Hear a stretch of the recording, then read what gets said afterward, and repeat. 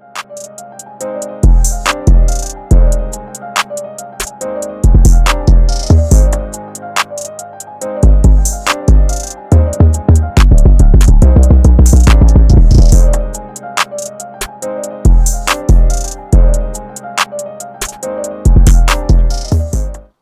right, y'all, we're here, back on the grind.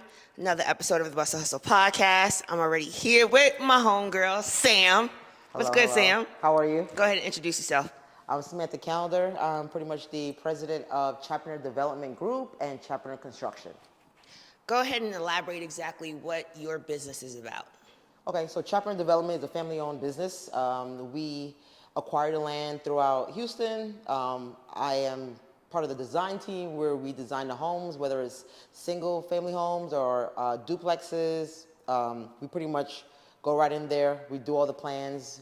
We literally get it permitted, and we also do all the construction. Okay. And this is just in the city of Houston.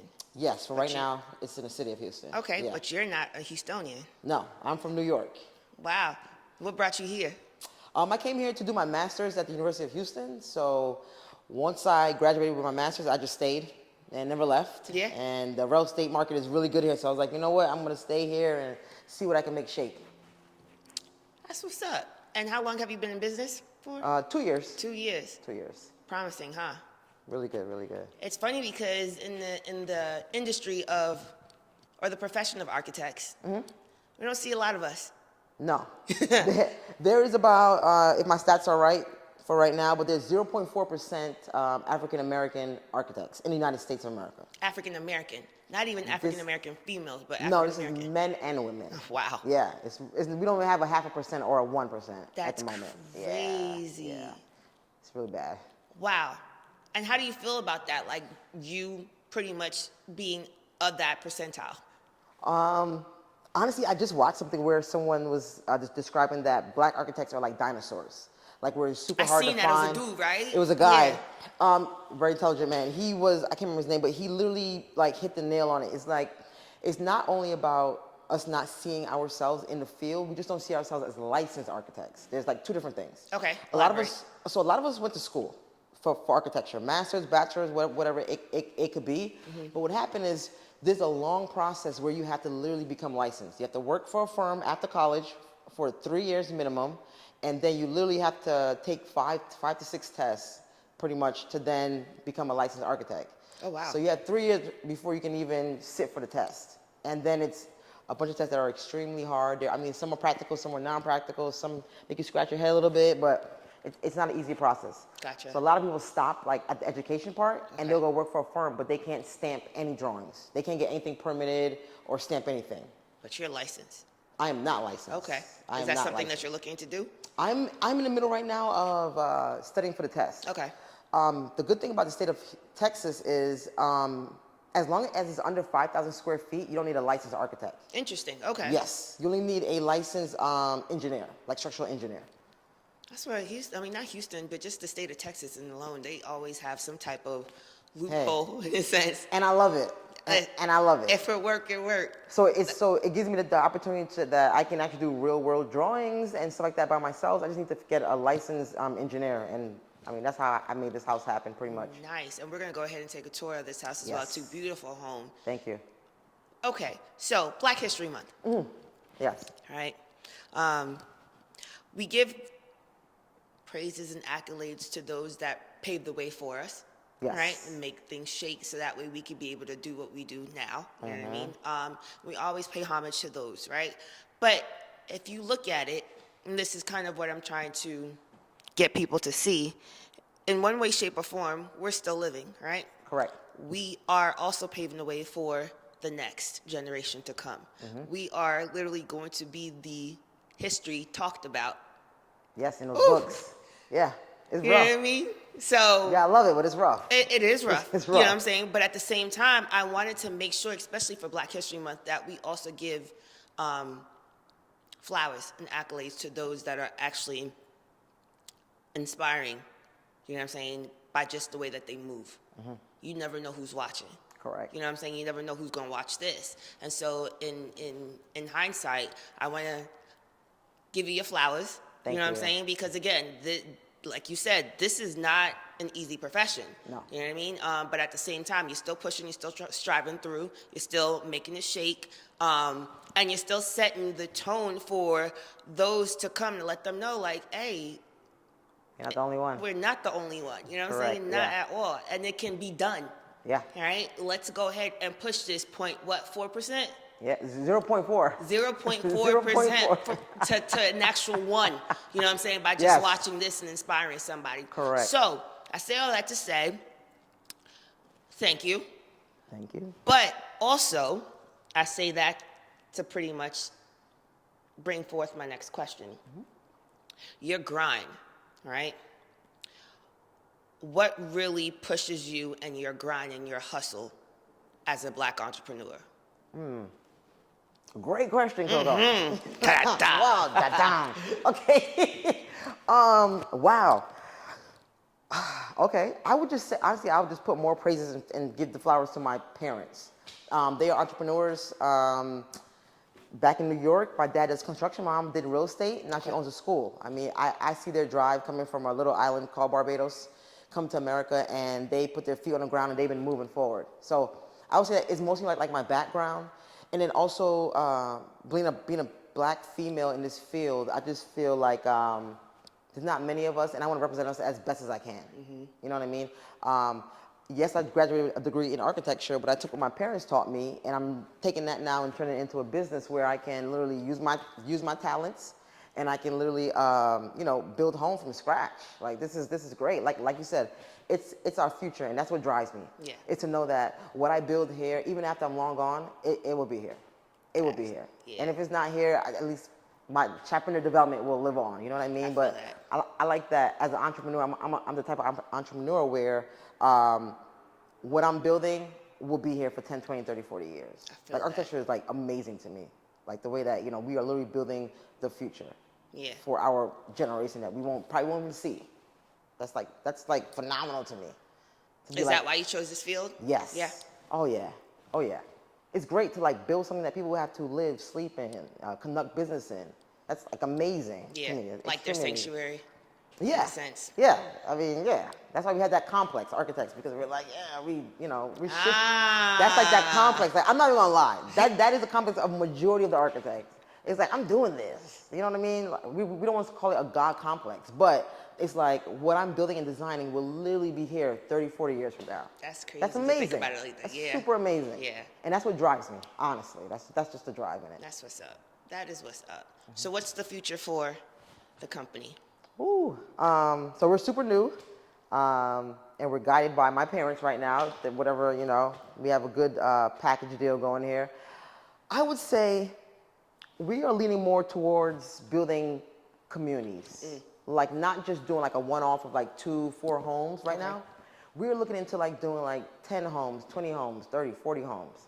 On the backside, we definitely want to start building for the people of Houston. Gotcha. And I say that when I say that we looked into maybe doing housing for battered women with children. Ooh, okay. So that helped them, that when they're transitioning from those homes, from those facilities, they're able to go into a home with their children. You know what I mean? Like, so we are looking to build more communities, not the one-offs, and we're definitely looking to give back where we can at least, help out maybe people who's coming out of jail that need a home. Right. That are transitioning from a halfway house to a, you know what I mean? So there's different companies that you can actually be able to collab with as well Correct. too, right? A lot of nonprofits. Nonprofits, gotcha. A lot. Okay. A lot. Yeah. So that is our future right now. I like that. Yes. That's what's up. Okay. Wait. All right. So next question. All right. What is some of the obstacles that you face getting into your profession? Let's start with education part first. Okay. I would say I've always had a passion. So I automatically went to school to do architecture. Do you really believe that having a passion and striving on that passion is actually like the way to go, or? In the field of architecture, I think you need to have the passion. Okay. I think you have to want to be an architect or an architectural designer. Okay. Because people think it's not a hard field. They think we're just drawing. It's really hard. Like mentally draining college. I feel like we were going to school to become a doctor. Like it was extremely intense. That's a lot of crazy. hours. You know what I mean? But when I got there, to answer your question, the obstacle that I would say would be I didn't see anybody that looked like me at all. I went to school in Pennsylvania, and great program. What part And of Pennsylvania? Williamsport, Pennsylvania. It was Okay. Pennsylvania College of Technology, which is a sister school of Penn State. And great teachers. Shout out to them. They're great guys. But I saw nobody that looked like me. Nobody black. Nobody black. For my first year, I would say that. First year, nobody black. Second year, Spanish kid. Third year, a random undergrad black student. But it wasn't a lot of black people at all. We all graduated different times. Right. It just wasn't like I couldn't say I had 2 black people in my class ever at the same time. They were either under me or they were about to graduate. Like we never came in the same thing. Like it wasn't seen for us. Would it have, if you was to see that, would that have helped your transition within the school? See what? Like having another black person in your class? I think it just feels good to see Us? us. Yeah. That's it. Okay. Whether they helped us or not, it's just warming to see us I'm there. not in this alone. That's it. Yeah, I'm not alone. I'm not being treated a certain way. Like I got my people with me. Gotcha. You know what I mean? Yeah. But the main obstacle I think was really not seeing people that look like me, and I want to say that some professors, I'm just going to say some, they would kind of like steer you away from architecture. And a lot of people don't know that, but a lot of professors would talk down to some African American students, Spanish students. It just was like it wasn't meant for us. Architecture is looked at as a white man's career. Gotcha. Not even white woman, white man's career. So it just the big obstacle was really like a mental thing. It's like mentally, my people are not here. Mentally, they're telling me I don't belong here. Mentally, they're trying to stir me to something else. You know what I mean? So it kind of beats you down. But when you have the passion, that doesn't do anything. How'd you get around that, especially the talking down part, without being labeled as an aggressor because you were trying to defend yourself? Because I can see that Yeah, happening. You yeah. know what I mean? In any profession, when, especially a profession that is damn near looked upon as the white man's profession. You know what I'm saying? But I would say I come from some strong, I have some strong parents and Caribbean parents. You can't talk to me that bad because we go home and we get ripped. You can't tell me that what I'm into is not good enough. And it's not like my parents instilled in me that like whatever you do, it will get done. And I feel like everybody should raise their kid like that. Like you can do whatever you want to do type of thing. You know what I mean? So that's just my thing. Like I never let them bother me. I just let it roll off. Cause I know who I want to be. Gotcha. And that's it. That's really it. okay. So moving into you as a developer, what are some of the obstacles you face then? Literally, I think it's always we don't see us. That's the thing. Across the board, and, huh? Yeah, we like no matter what, we don't see us, and not only that, but I feel like we don't get the opportunities, the same opportunities as everyone else. Okay. When it comes to buying land, this is what represents my company, and it will always represent my company. And if that person isn't like that, they're not gonna, you know what I mean? Gotcha. They might steer you away. Here we go, we're steering you away type of thing. Like you have to just be gun-ho in this whole development thing. Like I'm at least blessed enough where I can purchase my own land, go out there and make my own deals. Like I don't have to sit down and wait for somebody or wait for a foreclosure or gang together with like 10 people to like acquire land. That's got to feel great. I mean, I can just wake up and be like, this is gonna be good. We should do this. We can sit down and have a quick meeting. It's yes or no, run the numbers. But I don't have to pull together to get people. That's what happens to the majority of us. Yeah, yeah. That we have to come up with a whole gang, a whole slew of people. You know what I mean?